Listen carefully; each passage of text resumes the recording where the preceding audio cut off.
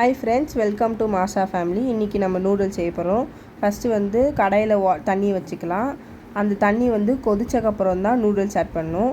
அதுக்கு முன்னாடி நம்ம அந்த தண்ணியில் வந்து கொஞ்சம் எண்ணெய் ஊற்றிக்கலாம். எண்ணெய் ஊற்றினக்கப்புறம் சால்ட்டு கொஞ்சம், நெக்ஸ்ட்டு வந்து உப்பு போடணும். உப்பு போட்டுட்டு அந்த தண்ணி கொதிக்கிற வரைக்கும் நம்ம வெயிட் பண்ணிவிட்டு இப்போ அந்த நூடுல்ஸை ஆட் பண்ணிக்கலாம். நல்லா அந்த நூடுல்ஸை கொஞ்சம் கொஞ்சமாக ஆட் பண்ணுங்கள். அந்த தண்ணியில் முங்குற மாதிரி நூடுல்ஸ் ஆட் பண்ணணும். அதுக்கப்புறம் என்ன பண்ணணும், நல்லா கொதிக்க விடணும். நல்லா கொதிக்க விடுறதுக்கு எதுக்குன்னா நல்லா நூடுல்ஸ் வெந்து வரணும். இப்போ வந்து 10 நிமிஷம் கொதிக்க விட்டோன்னா நூடுல்ஸ் ரெடி ஆகிடும். இப்போ நம்ம நெக்ஸ்ட்டு என்ன பண்ணணும், நூடுல்ஸ் ரெடி ஆனோன்னு நல்லா வந்து கிண்டி விட்டுக்கோங்க. அதுக்கப்புறம் கொஞ்ச நேரம் கழித்து எடுத்து அதை வந்து வடிகட்டிட்டு கோல்டு தண்ணியில் போட்டுட்டு அதை ஓரமாக எடுத்து வச்சிடலாம். இப்போ காய்கறியை வதக்கணும். அதுக்கு ஒரு கடாயில் எண்ணெய் ஊற்றிக்கலாம்.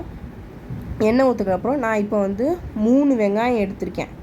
நான் உங்களுக்கு எவ்வளோ வெங்காயம் தேவைப்படுதோ எடுத்துக்கோங்க. நான் இப்போ 3 வெங்காயம் தான் எடுத்திருக்கேன். நல்லா அதுக்கப்புறம் அதில் வந்து இஞ்சி பூண்டு பேஸ்ட்டு ஆட் பண்ணிக்கலாம். ஆட் பண்ணிவிட்டு தக்காளி ஆட் பண்ணிக்கலாம். நல்லா வதக்கினா தான் டேஸ்ட்டு சூப்பராக இருக்கும். அதுக்கப்புறம் காய்கறி வந்து நான் பீன்ஸு, கேரட்டு, கேப்சிகம் எடுத்திருக்கேன். எங்கள் வீட்டில் இது தான் இருந்துச்சு, அதனால் இதை ஆட் பண்ணேன். உங்கள் வீட்டில் என்ன காய்கறி வேணால் போட்டுக்கலாம். இப்போ எல்லாத்தையும் போட்டு நல்லா வதக்கிக்கணும். அப்போ தான் டேஸ்ட்டு சூப்பராக இருக்கும். நான் வெந்து ஃபுல்லாக வேகவும் கூடாது, வேகாமையும் இருக்கக்கூடாது. அந்த மாதிரி பார்த்துக்கோங்க. அதில் கொஞ்சம் உப்பு ஆட் பண்ணிக்கோங்க. கொஞ்ச நேரம் மூடி வச்சு குக் பண்ணிக்கலாம். அதில் தண்ணி ஆட் பண்ணிக்கோங்க. தண்ணி ஆட் பண்ணால் தான் நல்லா குக் ஆகும். அதில் நான் வந்து சில்லி பவுடர் ஆட் பண்ணேன்.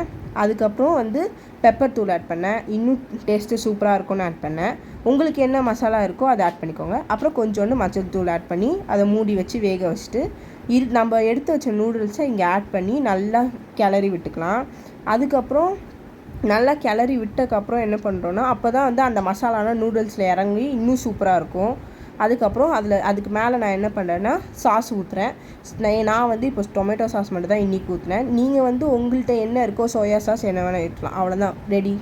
நூடுல்ஸ் ரெடி ஆயிடுச்சு. தேங்க்ஸ் ஃபார் த வாட்சிங்.